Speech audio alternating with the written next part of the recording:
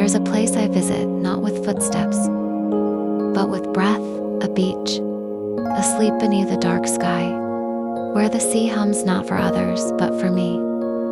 And beside it, impossibly blooming, a Sakura tree. Its petals fall like forgotten prayers. They say longing is a kind of madness, but I call it a kind of clarity. The world I live in cages me in rules and noise. But when I close my eyes, the ocean waits without question. And the wind from the waves asks nothing of me. This place I drew is not just an escape. It is proof that beauty survives, even when freedom doesn't. The Sakura does not belong by the sea. It is foreign, out of place. But it blooms anyway. There is wisdom in that.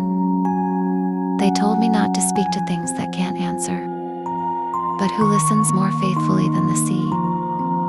I sit by its edge in my mind, and I speak of everything I'm not allowed to feel out loud.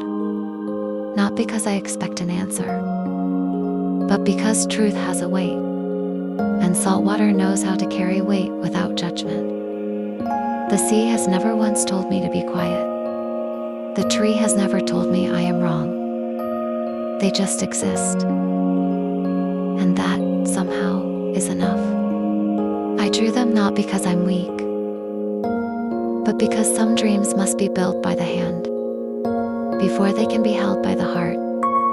Even the smallest rebellion begins in silence. I rebel by dreaming, by sitting beside a sea that doesn't exist in maps, under a tree that shouldn't bloom, in a night that isn't merciful, but at least is mine sometimes.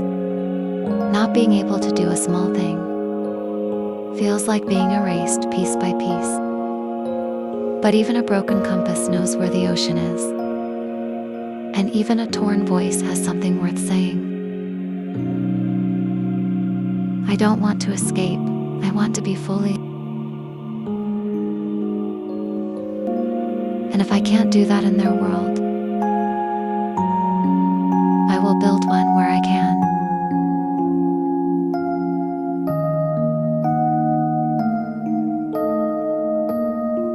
In that world,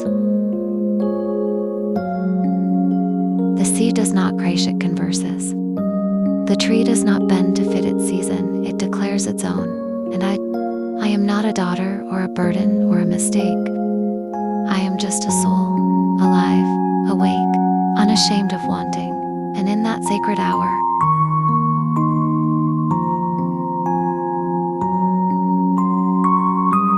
when the moon sits just above the water, and the petals fall like whispers, I am finally not waiting to be allowed to live, I am living.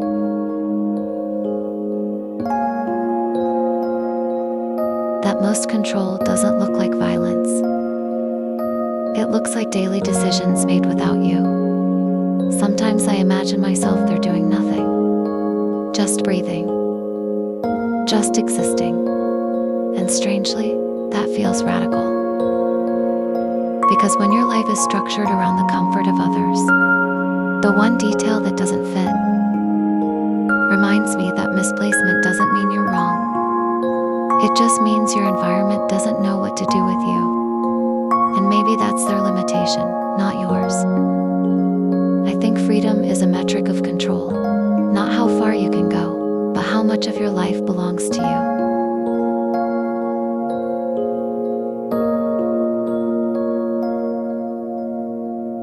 How many decisions are actually yours?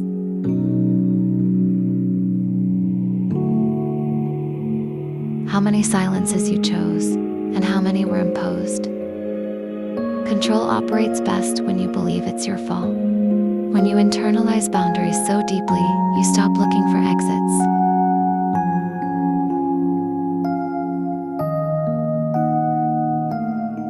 And that's why I keep returning to the beach.